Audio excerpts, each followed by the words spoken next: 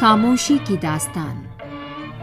भारत के महानतम प्रवासी की वापसी के पहले वर्ष की खामोशी की महागाथा। आकाशवाणी की विशेष शताब्दी श्रृंखला खामोशी की दास्तान प्रस्तुत है आज की कड़ी।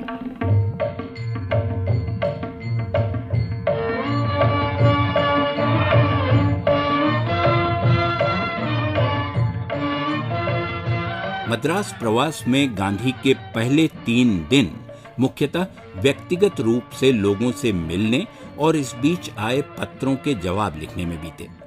चिट्ठियां जनसंचार और विचारों के व्यापक प्रचार प्रसार का माध्यम भले कभी न रही हों, गांधी उन्हें माध्यम मानकर बराबर का महत्व देते रहे। 20 अप्रैल को मद्रास में गांधी का पहला सार्वजनिक कार्यक्रम गोखले क्लब ने आयोजित किया। 6 महीना पहले बने युवाओं के इस क्लब में गांधी ने भाषण नहीं दिया, सदस्यों के सवालों के जवाब दिए, वैसे ही जैसे चिट्ठी लिख रहे हों। विस्तार की आवश्यकता होने पर कई बार उन्होंने सवालों को अपनी सहूलियत के हिसाब से आपस में जोड़ दिया। एक सवाल ब्रह्मचर्य पर था।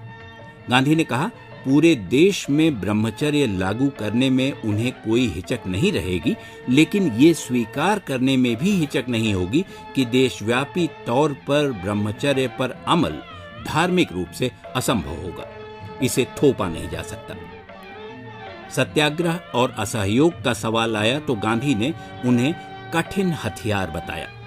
कहा, राजनीति में इनका इस्तेमाल अंतिम हथियार के रूप में होना चाहिए, जब सारे उपलब्ध रास्ते चुक जाएं, कोई रास्ता न बचे, और तब जब राष्ट्रीय सम्मान के लिए ऐसा करना जरूरी हो, बल्कि अपरिहार्य हो जाए।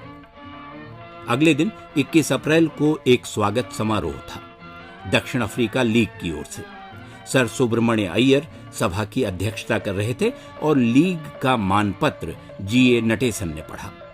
श्रीमती बेसेंट, न्यायमूर्ति तैयब जी और श्रीनिवास शास्त्री सभा में मौजूद थे।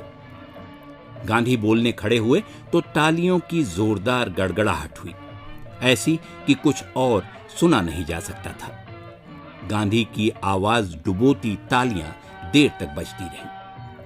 मानपत्र में अपनी प्रशंसा को गांधी ने अतिशयोक्तिपूर्ण कहा कि वो कृतज्ञता के साथ अपने वर्तमान और पूर्ववर्ती संघर्षकर्ताओं के प्रतिनिधि के तौर पर उसे स्वीकार कर रहे हैं। गांधी ने कहा, यह सम्मान वास्तव में उन लोगों का है जिन्होंने अपने संघर्ष से मुझे राह दिखाई, प्रेरणा दी। दुर्भाग्य है कि मेरा अदना सा काम इस तरह बढ़ा चढ़ाकर पेश किया गया कि सबकी नजरें मुझ पर आ गईं। गांधी ने दक्षिण अफ्रीका के संघर्ष में तमिल समुदाय के योगदान की सराहना की, लेकिन कहा, संघर्ष केवल तमिलों या हिंदुओं का नहीं था, सबका था। मुस्लिम, पारसी, ईसाई सब संघर्ष में शामिल थे, हर प्रांत, हर उम्र के लोग। इसलिए सिर्फ मेरी तारीफ करके मुझे लज्जित न करें।